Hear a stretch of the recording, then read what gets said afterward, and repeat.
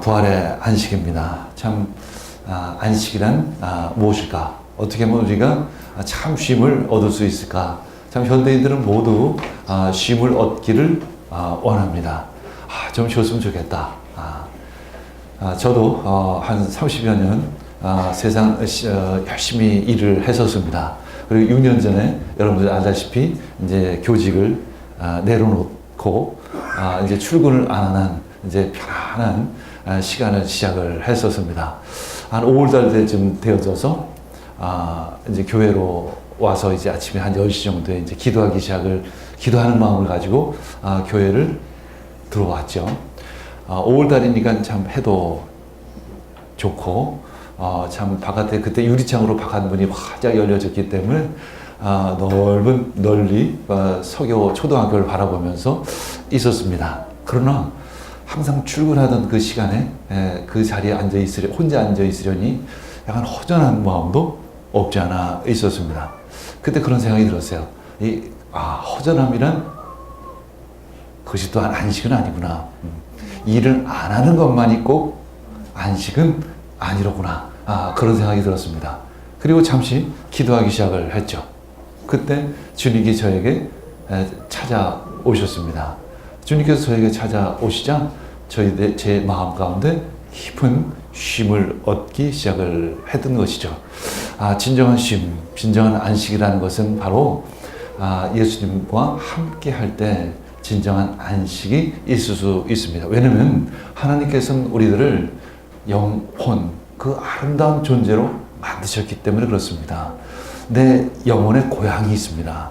내 영혼의 고향을 특별히 우리는 본향이다. 이렇게 이야기를 하죠. 우리는 본향에 있어야만 참 안식을 얻을 수 있습니다. 우리가 하루 열심히 일을 하고 저녁 때 집에 갑니다. 고향에 가는 것이죠.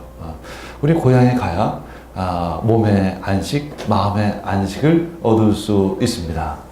그런 것처럼 더 깊은 안식은 진정한 본향, 바로 예수님을 만났을 때 우리는 참 안식을 얻을 수 있습니다. 오늘 이 그림처럼 우리는 예수님의 안식, 그 안식 위에 함께 우리가 거할 때 참 쉼을 얻을 수 있습니다.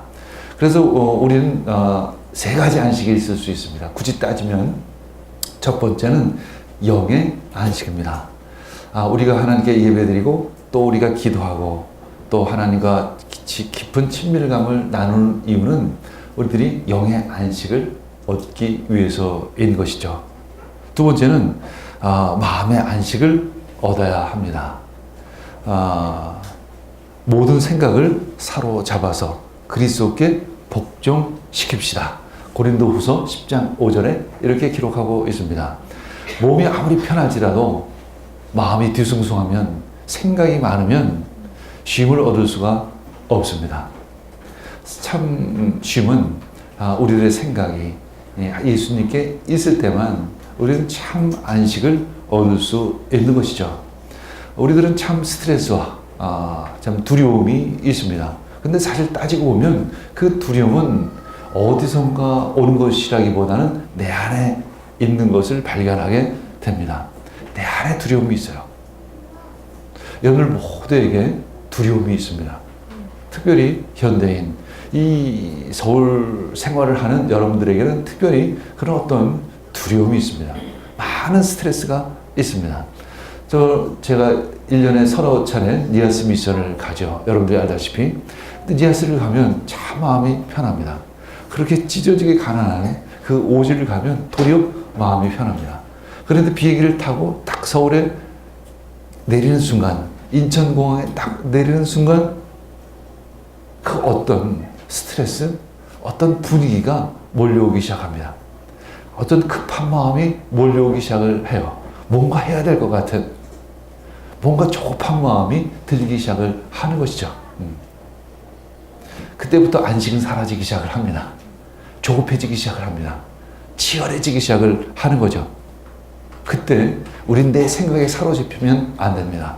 그 생각을 사로잡아야 합니다. 그리고 그 생각을 예수님께 이끌고 가야 합니다. 그리고 예수님 안에서 참심을 얻어야 하는 것이죠. 세 번째는 몸의 안식입니다. 몸이 사실 너무 피곤해도 우리는 힘듭니다. 적당한 일과 적당한 쉼이 있어야 합니다. 24시간 쉰다고 해서 그것이 참 안식은 아니죠. 적당히 일하고 적당히 쉴 수 있어야 하는 것입니다. 자, 우리 어머니가 벌써 이제 88, 88세가 되셨습니다. 참 식민지를 거치고 한국 전쟁을 경험하고 참 시대의 아픔을 겪는 그런 세월을 살아오셨습니다. 그 아버님, 저에게 이제 외할아버지가 되죠. 외할아버지는 참 땅 부자셨습니다. 당시에 그 왕십리의 한 마을을 거의 가지고 있을 정도였었습니다. 근데 그 당시만 해도 부모님들은 대부분 장남만이 최고죠. 근데 그 딸, 우리 어머니는 그 6.25 때 끼니 걱정을 해야만 하는 상황 속에서도 그 아버님은 별로 돌아보지 않으셨습니다. 그래서 착하지만 그 어떤 마음에 상처가 있었던 것이에요. 그러니까 가족 간의 묘한 어떤 갈등이 항상 있었습니다. 근데 엊그저께 어머님을 찾아뵈었습니다. 이제 거의 이제 아들조차 알아보지 못하는 그런 모습이었습니다. 이게 누군가? 한참 이제 기억을 되뇌어 드려야만, 그런 현찰이구나. 가지고 네가 자식이 맺히지? 문기가 있는지, 은하가 있는지조차도 기억이 희미해집니다. 그런데 그 얼굴에서도 가장 평안한 모습을 볼 수 있었습니다. 지금까지 80평생 동안 한 번도 보지 못했던 그 안식의 시간을 그 얼굴에서 볼 수 있었던 것입니다. 얼마 전에 그 잠시 뇌경색이 있었어요. 근데 빨리 조치를 취해서 그렇게 심하게 번지는 않았습니다. 이제 그때부터 점점 더 정신이 흐려지기 시작을 했던 것이죠. 근데 도리어 그 정신이 흐려진 것이 그 어머니에게는 평안함을 주셨습니다. 그전엔 밝은 빛만 봐도 눈이 시려서 힘들어 하셨는데 전혀 그 기색도 사라지시고 옆에 누군가가 있으면 불편해서 잠을 못 주무셨는데 이젠 누군가와 함께 같이 자도 전혀 불편해하지 않으셨습니다. 도리어 안식안에 쉼을 얻는 그런 모습을 볼 수 있었습니다. 그러면서 저는 그런 생각을 했습니다. 어차피 다 내려놓게 될 터인데 그렇게 아웅다웅하면서 살아오셨을까? 그렇게 살 필요가 없었는데 라는 생각을 갖게 됩니다. 그것은 누구에게나 적용되는 이야기일 것입니다. 어차피 우리는 안식 가운데 들어갈 것입니다. 굳이 그렇게 아웅다웅하며 살아갈 필요가 없는 것입니다. 창세기 47장 9절 읽겠습니다. 야곱이 바로에게 대답하였다. 이 세상을 떠돌다니는 횟수가 100년하고도 30년입니다. 저희 조상들이 세상을 떠돌던 횟수에 비하면 제가 누린 횟수는 얼마 되지 않았지만 험악한 세월을 보냈습니다. 이야기는 이제 야곱이 가나안 땅에 기근이 들었습니다. 그래서 하는 수 없이 요셉이 있는 이집트 땅으로 올라간 것이죠. 요셉은 국무총리였기 때문에 애굽을 만날 수 바로를 만날 수 있었습니다. 그 바로 왕은 이제 야곱에게 그런 질문을 한 것이요. 연세가 도대체 얼마나 되십니까? 이렇게 질문했을 때 야곱은 대답을 합니다. 제가 누린 횟수는 얼마 되지 않았지만 험악한 세월을 보냈습니다. 나이가 많으면 나이가 얼마 먹은가가 중요한 것이 아니라 내가 참 험악한 세월을 보냈습니다. 라는 것이 야곱의 결론이었던 것입니다. 야곱은 둘째 아들로 태어났죠. 첫째 아들은 에서였습니다. 야곱은 참 욕심이 많은 사람이었습니다. 움켜쥐는 사람이었습니다. 팥죽 한 그릇으로 에서의 장자권까지도 빼앗았습니다. 그리고 사기를 쳐서 그 아버지 이삭의 축복까지도 가로채었습니다. 그래서 형 에서와는 원수지간이 될 수밖에 없었습니다. 형 에서는 대단한 사람이었습니다. 아주 힘이 있고 한마디로 요즘으로 얘기하면 장군과 같은 그런 사람이었습니다. 에서는 우리 아버지 이제 야곱만 돌아가시면 내가 이 동생 야곱을 형 이상만, 아버지 이상만 돌아가시면 이제 내 동생 야곱을 죽이고 말 것이야 라는 생각을 항상 가지고 있었습니다. 그래서 하는 수 없이 야곱은 그 고향을 떠날 수밖에 없었죠. 그리고 외삼촌 라반의 집으로 갈 수밖에 없었던 것입니다. 가는 길에 이제 베델이라는 곳에 도착을 합니다. 베델은 하나님의 집이라는 의미를 가지고 있었습니다. 그 베델에서 이제 처량한 신세로, 나그네의 신세로 돌베개를 베고 잡니다. 그때 꿈을 꿉니다. 그때 천국을 봅니다. 천국에서 천사가 사다리를 타고 오르락 내리락 하는 모습을 봅니다. 그리고 하나님의 음성을 듣습니다. 아브라함에게 한 약속, 이삭에게 한 약속, 그 약속이 너에게도 해당된다는 것입니다. 내가 언제나 변함없이 너와 항상 함께 하겠다라는 그런 음성을 듣습니다. 그리고 이제 외삼촌 라반의 집에 갑니다. 그곳에서 열심히 일을 합니다. 그런데 외삼촌 라반 역시 대단한 사람이었습니다. 아주 욕심꾸러기라고 하면 야곱을 펴칠 정도였었습니다. 이제 그 외삼촌 라반의 딸 라헬이 마음에 들었죠. 그래서 야곱은 7년 동안 열심히 일하고 이제 라헬과 결혼하기로 약속을 했죠. 근데 막상 결혼 하룻밤을 지내고 나니 진짜 자기가 좋아했던 두 번째 딸 라헬이 아니라 첫 번째 딸 레아였던 것이죠. 그래서 7년을 더 그곳에서 열심히 일을 해서 결국은 라헬과도 결혼을 하게 됩니다. 근데 이 두 아내를 얻은 것은 참 좋은데 이 두 아내의 시기와 질투는 끝이 없었습니다. 또 그 밑에서 12명의 아들이 태어났는데 12명의 아들 가운데 치열한 경쟁 싸움, 사랑 싸움이 끊이지를 않았습니다. 결국 형제들은 요셉을 미워해서 요셉을 노예로 팔아 버린 것이죠. 요셉은 이제 이집트의 보디발 장군의 노예로 팔려가는 신세가 되어집니다. 그때 야곱은 이제 요셉이 사자에게 물어뜯어 뜯겨 죽은 줄로만 알고 있었습니다. 그런 험악한 세월을 살아온 것입니다. 그래서 야곱이 결론적으로 자신의 인생을 정리한 것이 바로 그것이죠. 내가 참 험악한 세월을 보냈습니다. 야곱은 잡다, 속이다라는 의미를 가지고 있습니다. 참 욕심 많은 인생, 이름값을 할 만큼 욕심 많은 인생을 살아온 것입니다. 자신의 이야기처럼 파란만장한 인생을 살아온 것입니다. 그에게는 한마디로 평생 안식이라고는 찾아볼 수 없었습니다. 열심히 일을 했지만 쉼은 얻을 수 없었던 것입니다. 진정한 안식은 무엇일까? 어떻게 하면 우리가 쉴 수 있을까? 우리가 일을 하지 않는다고 진정 안식을 얻는 것은 아니죠. 야곱처럼 움켜진 것을 내려놓는 순간 우리는 쉴 수 있습니다. 우리 현대인들이 힘든 것은 너무 움켜지기 때문에 그런 것이죠. 분위기 자체가 움켜지지 않으면 안 될 것 같은 그 분위기에서 살아가는 것입니다. 열심히 살아가는 것과 욕심을 내는 것은 다른 것입니다. 열심히 사는 것과 탐욕스럽게 사는 것은 전혀 다르다는 것입니다. 우리가 탐욕을 부리고 욕심을 내며 사는 한 우리들에게는 안식은 찾아볼 수가 없는 것입니다. 마태복음 12장 8절 읽겠습니다.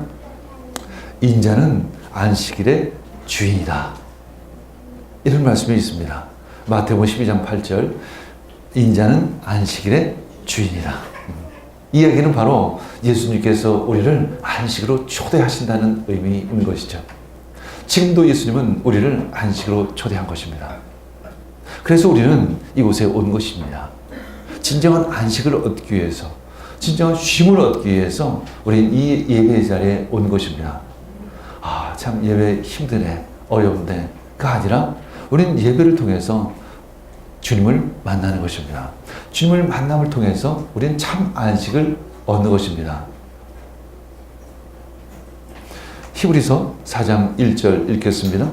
그러므로 하나님께서 주시는 안식에 들어가리라는 약속이 아직 남아있는 동안에 여러분 가운데서 거기에 미치지 못하는 사람이 아무도 없도록 두려운 마음으로 조심하십시오.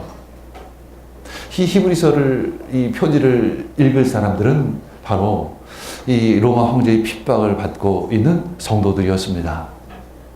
기나긴 핍박 속에서 많은 사람들이 배교를 하고 이제 다른 종교로 전향을 하거나 세상으로 돌아가는 많은 사람들을 바라보며 이 히브리서 기자는 그들에게 이렇게 편지를 하는 것입니다. 그 안식에 들어가리는 약속이 아직 남아 있다는 것입니다. 당신들이 핍박 가운데 있지만, 참 힘든 세상을 살고 있지만, 우리처럼 이 현대 사회를 살아가는 우리 모습처럼 참 어렵고 힘들고 이 경쟁 사회에서 청소년들은 대학을 졸업한 후에 어떻게 하면 취업을 할까? 난 진짜 잘 살 수 있을까? 나의 미래는 어떻게 되는 것일까? 이 불안한 마음으로 있는 우리 가운데 주님은 말씀하십니다. 하나님께서 주시는 안식에 들어가리는 약속이 아직 남아 있다는 것입니다. 우리는 항상 미래의 불안감이 있습니다. 그러나 주님은 말씀하십니다. 그 안식은 내 안에 있단다. 내가 너희들에게 참 쉼을 주리라. 히브리서 2장 1절에도 그런 말씀이 있습니다. 시작. 그러므로 우리는 들은 바를 더욱 굳게 간직하여 잘못된 길로 빠져드는 일이 없어야 마땅하겠습니다. 믿음을 붙잡으라는 것입니다. 이 잘못된 길로 빠져든다는 것은 배가 난파된다는 의미를 가지고 있습니다.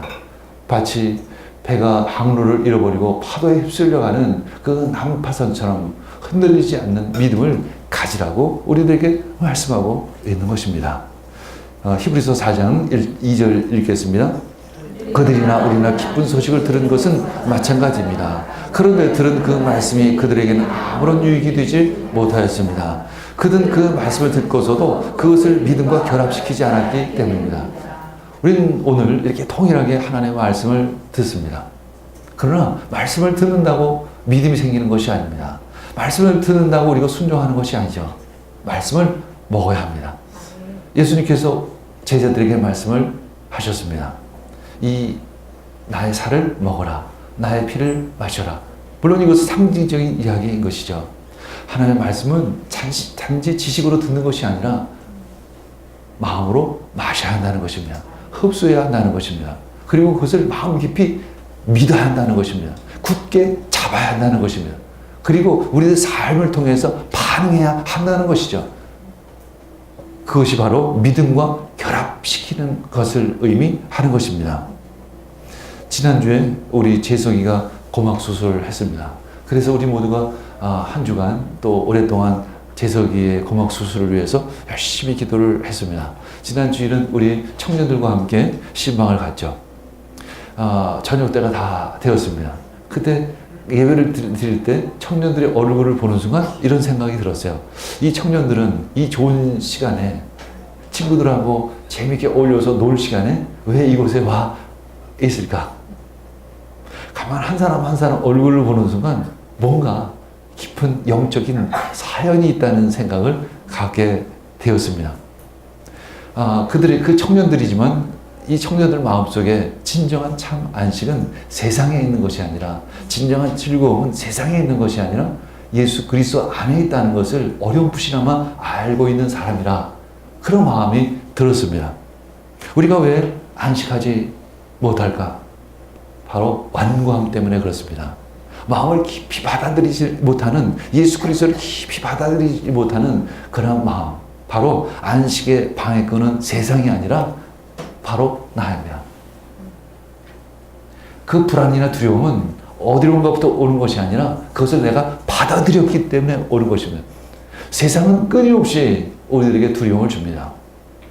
우리들의 마음 가운데 어려움을 줍니다. 많은 복잡한 생각들을 줍니다. 그러나 중요한 것은 내가 그것을 거부해야 합니다. 내가 그것을 받아들이지 않기를 원합니다. 우리 히브리서 4장 3절에서 5절 읽겠습니다. 그러나 그 말씀을 믿은 우리는 안식에 들어갈 것입니다. 그것은 내가 진노하여 맹세한 것과 같이 그들은 결코 내 안식에 들어오지 못할 것이다 하고 말씀하신 그대로입니다. 사실상 하나님께서 세상을 창조하시고 모든 일을 끝마치셨으므로 그때부터 안식이 있었던 것입니다. 일곱째 날에 관해서는 어디에 있는가? 하나님께서 일곱째 되는 날에는 그 모든 일을 마치고 쉬었다 하였고, 또 이곳에서는 다시 그들은 결코 내 안식에 들어오지 못할 것이다 하셨습니다. 이 말씀은 왜 하나님께서 안식을 만드시고 안식 가운데 들어오지 못할 것이라고 이야기를 하셨을까? 안식이라는 것은 바로 하나님의 시간 속으로 들어가는 것입니다. 나의 시간 속에서 살다가 하나님의 시간 속으로 살아가는 것입니다. 그래서 하나님은 6일간은 열심히 일하라고 말씀하셨습니다. 세상에서 열심히 일하라고 말씀하셨습니다. 그리고 일곱째 되는 날에는 나의 시간 속으로 들어오라는 것입니다. 주님의 시간 속으로 들어가야만 우리는 참 안식을 얻을 수 있기 때문에 그런 것입니다. 하나님께서는 이스라엘 백성들을 애굽에서, 이집트에서 꺼내 주셨습니다. 왜냐하면 그들은 이집트에서 종살이를 하고 있었기 때문에 그런 것이죠. 그곳에서 꺼내 주셔서 이제 젖과 꿀이 흐르는 그 가나안 땅으로 이끌어 주시기를 원하셨습니다. 이 젖과 꿀이 흐르는 땅은 어떤 곳일까? 바로 참 안식이 있는 곳이었습니다. 근데 이 이집트 땅에서 이 가나안까지 가는 여정, 이 여정 가운데 이 이스라엘 사람들은 항상 불만이었습니다. 이 가나안 땅을 막 들어가려고 하는 순간 이제 12명의 정탐꾼을 보냈습니다. 근데 돌아온 12명의 정탐꾼의 보고는 참 부정적인 것이었습니다. 특별히 10명의 정탐꾼은 이런 얘기를 합니다. 그 안에는 거인들이 살고 있습니다. 그 사람들에 비하면 우리는 메뚜기와 같습니다. 그 가나안 땅으로 들어가는 순간 우리는 거인들에게 아마 창에 찔리고 칼에 맞아 우리는 죽게 될 것입니다. 차라리 이 광야에서 죽는 편이 낫습니다. 우리 다른 지휘관을 세워서 이집트로 다시 내려갑시다. 이렇게 부정적인 보고를 했던 것입니다. 그때 갈렙과 여호수아가 옷을 찢으면서 말합니다. 아닙니다. 그들은 우리들의 반입니다. 주님께서 우리를 사랑하신다면 그 땅으로 우리를 인도해 주실 것입니다. 우리 민수기 14장 8절 9절 우리 함께 읽겠습니다. 우리를 사랑하신다면 그 땅으로 우리를 인도하실 것입니다. 젖과 꿀이 흐른 그 땅을 우리에게 주실 것입니다. 다만 여러분 주님을 거역하지만 마십시오. 이 두 사람은 믿음이 있었던 것입니다. 하나님의 약속을 믿는 믿음이 있었습니다. 똑같이 10명의 정탐꾼은 그 약속을 들었지만 그것을 믿지를 않았던 것이죠. 그래서 결국은 갈렙과 여호수아만이 그 가나안 땅으로 들어갈 수 있었던 것이. 그리고 나머지 모든 이스라엘 사람들은 진정한 안식으로 돌아갈 수 없었습니다.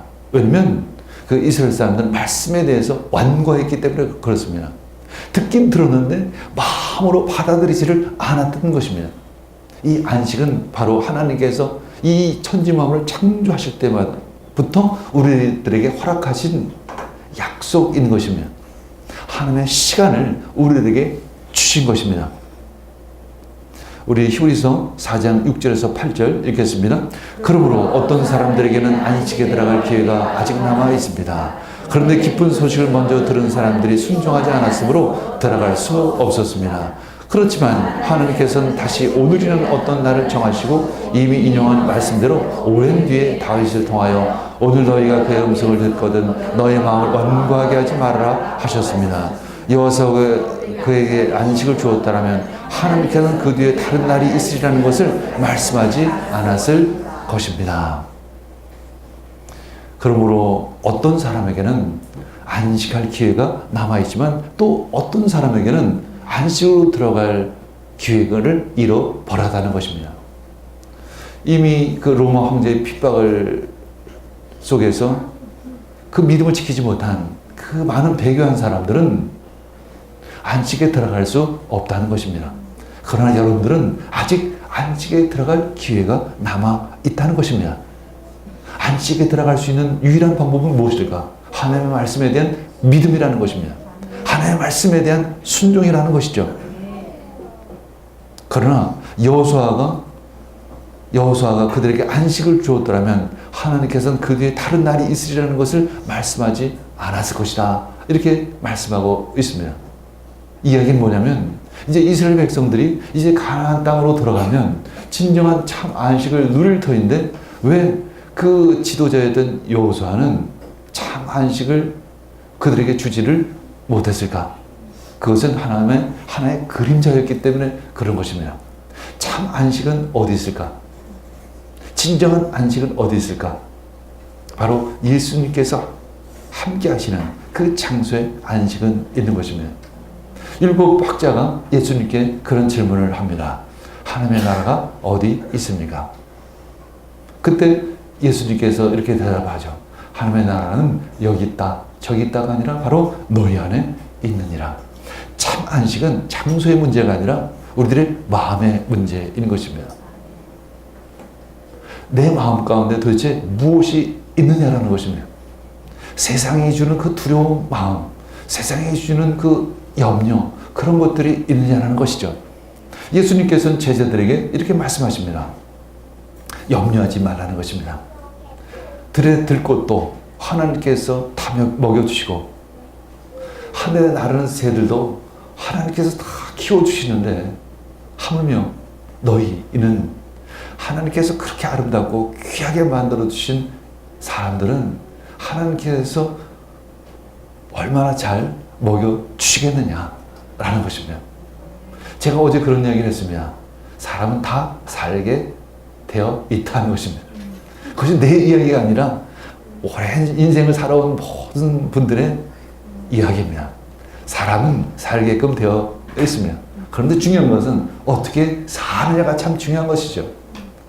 내 마음 가운데 참 안식을 누리며 살아갈 것이냐, 두려운 마음으로 살아갈 것이냐, 걱정하면서 살아갈 것이냐, 그것이 참 중요한 것입니다. 우리 얼마 전에 이제 평창 동계 올림픽이 잘 마무리가 되었습니다. 그 가운데 이제 봅슬레이라는 그 한마디로 현대식 썰매죠. 썰매 경기를 우리는 봤습니다. 거기 김동현이라는 선수가 참여를 했습니다. 김동현 이제 은메달을 땄죠. 그는 아주 독실한 모태신앙의 크리스찬입니다. 근데 안타깝게도 이제 나면서 청각 장애로 태어났어요. 네, 그러나 21살 때 이제 수술을 받고 청각이 회복되어지기는 했습니다. 그리고 이제 선수 생활을 이제 계속 했는데 연세대학교 이제 체육학과를 다니면서 어느 날 이제 봅슬레이 선수 봅슬레이 선수로 이제 공고가 나서 그때부터 이제 선수 생활을 시작을 한 것입니다. 근데 오스트리아에서 경기 도중에 이 썰매가 전복을 당하는 그 사고를 당합니다. 그리고 오른쪽이 마비가 됩니다. 참 그가 당황을 했습니다. 도대체 나에게 왜 이런 일이 있을까? 물론 내가 하나님을 믿기 때문에 천국은 가겠지만 참 내 삶이 너무 허무하다. 내 운동선수가 이 한쪽 오른쪽이 모두 마비가 된 이 상황 속에서 참 내가 도대체 내 삶은 도대체 어떻게 되는 것일까? 생각이 점점 부정적으로 옮아가기 시작을 했습니다. 우울증 판정은 받지 못했지만 참 이게 진짜 우울증이구나. 이렇게 가면 진짜 우울증이 걸리겠구나 라는 생각까지 했습니다. 그리고 친구도 만나지 않고 맨날 방구석에서 그냥 이리 뒤척이고 저리 뒤척이면서 그런 삶을 살아갔습니다. 그런 이제 청각장애를 딛고 일어선 그 간증이 있었기 때문에 여기저기서 많은 강의 요청이 있었습니다. 그런데 강의 요청이 있을 때마다 이런 생각을 했습니다. 아니, 내 이런 마음을 가지고 어떻게 내가 강의를 할까? 거짓말밖에 할 수 없을 터인데. 그래서 모든 강의를 다 거절을 했습니다. 근데 한 군데서 계속 강의 요청이 오는 거예요. 강의 좀 꼭 해달라고.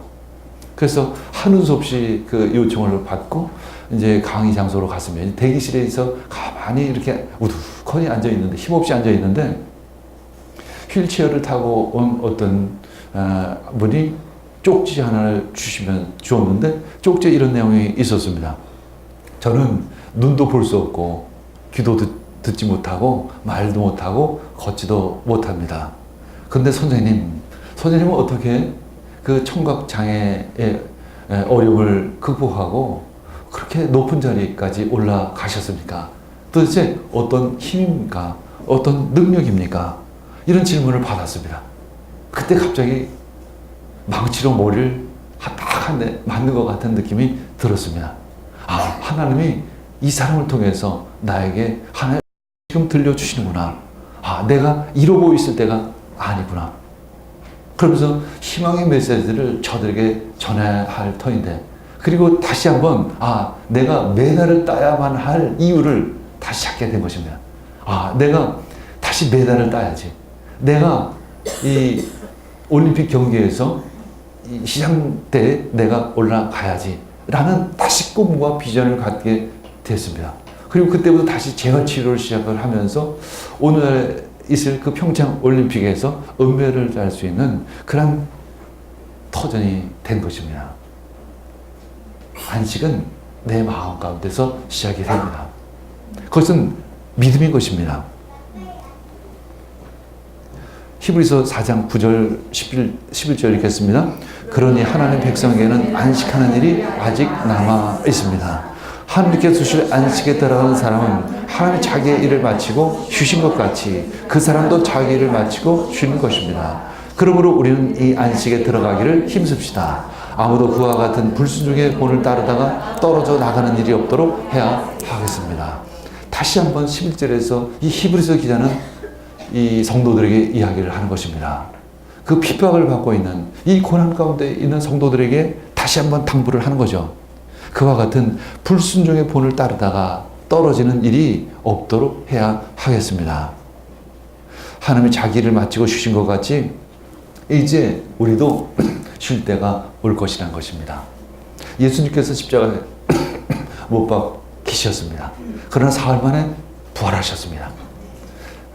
참 안식으로 들어가셨고 또 안식의 장소를 우리들에게 허락하신 것입니다. 예수님의 부활하신 날을 우리는 주일로 여깁니다. 오늘이 바로 주일이죠. 주일은 바로 참 안식의 시간입니다. 하나님은 우리를 그 안식의 장소로 초청하시는 것입니다. 천사가 여자들에게 말합니다. 두려워하지 말아라. 나는 너희가 십자가에 달리신 예수를 찾는 줄을 잘 안다. 당시에 여인들은 예수님께 십자가에 못 박히셔서 무덤에 묻히셨기 때문에 이제 장례식 절차를 치르기 위해서 무덤을 찾아갔던 거죠. 그는 여기 계시지 않는다. 그가 말씀한 대로 그는 다시 살아나셨다. 와서 그가 누워 계시던 곳을 보라. 그리고 빨리 가서 제자들에게 전하기를 그는 죽은 사람들 가운데서 살아나셔서 그들보다 먼저 갈릴리로 가시니 그들은 거기서 그를 뵙게 될 것이라고 하여라. 이것이 내가 너희에게 하는 말이다. 이 소리를 천사들로부터 듣습니다. 이 여자들, 이제 그 중에 한 사람은 막달라 마리아죠. 그들은 무서움과 큰 기쁨이 엇갈려 있었습니다. 참 묘한 단어입니다. 무서움과 기쁨이 엇갈려 있습니다. 이것이 바로 크리스찬들의 모습입니다. 하나님 믿지 않으면 무서움 속에 살아갑니다. 그러나 우리는 두려움 속에 있지만 우리는 큰 기쁨으로 나아가는 것입니다. 이 두 가지 모습이 우리들에겐 다 있다는 것입니다. 그러나 우리는 두려움 속에 살아가는 것이 아니라 큰 기쁨을 가지고 살아가는 그리스도인이라는 것입니다. 우리는 한 발은 땅에 붙이고 살아갈 수밖에 없지만 우리들의 영혼은 하나님을 바라보며 예수 그리스도를 내 마음 가운데 모시며 살아가는 것입니다. 이 세상에는 안식이 없지만 하나님 안에는 안식이 있기에 우리는 예수 그리스도를 초청하며 예수 그리스도 안에서 예수님의 그 사랑 안에서 안식을 누리며 살아가는 것입니다. 이제 그래서 여자는 그 무서움과 큰 기쁨이 엇갈려서 급히 무덤을 떠나 이 소식을 그의 제자들에게 전하려고 달려갑니다. 그런데 갑자기 예수님께서 여자들과 마주쳐서 이렇게 이야기합니다. 평안하느냐? 평안하냐? 너희 마음 가운데 진정한 안식이 있느냐? 이런 질문이 되겠죠. 여자들은 다가가서 그의 발을 붙잡고 그에게 절을 합니다. 그 예수님께 예배를 드리는 것이죠. 이때 이 여인들에게는 참 쉼과 참 안식과 참 평안이 임한 것입니다. 이 진정한 평안과 안식은 예수 그리스도를 만나는 것을 통해서 우리들에게 주시는 평안, 안식, 바로 그것입니다. 하나님의 사랑 안에 거하시기를 원합니다. 예수님이 주시는 참 안식을 누리시기를 원합니다. 예수님은 부활하셨습니다. 신령한 몸을 입으시고 다시 사신 것입니다. 어떤 것에 의해서도 안식을 방해받는 일은 없을 것입니다. 예수님께서는 우리들을 초청하십니다. 그 안식의 자리로 우리를 초청하십니다. 그 자리로 나아가는 여러분들 되기를 원합니다. 우리 함께 기도하겠습니다. 주님 감사합니다. 오늘 안식의 귀한 말씀을 주시니 감사합니다. 예수님께서 십자가에 못 박히셨지만 다시 부활하셨습니다. 다시 사셨습니다. 이 부활의 시간을 여셨습니다. 그리고 우리를 그 하나님의 시간 속으로 초청하고 계십니다. 주님, 우리가 믿음으로 그 자리로 나아가는 우리 모두가 되기를 원합니다. 이 모든 말씀 예수님의 이름으로 기도합니다. 아멘.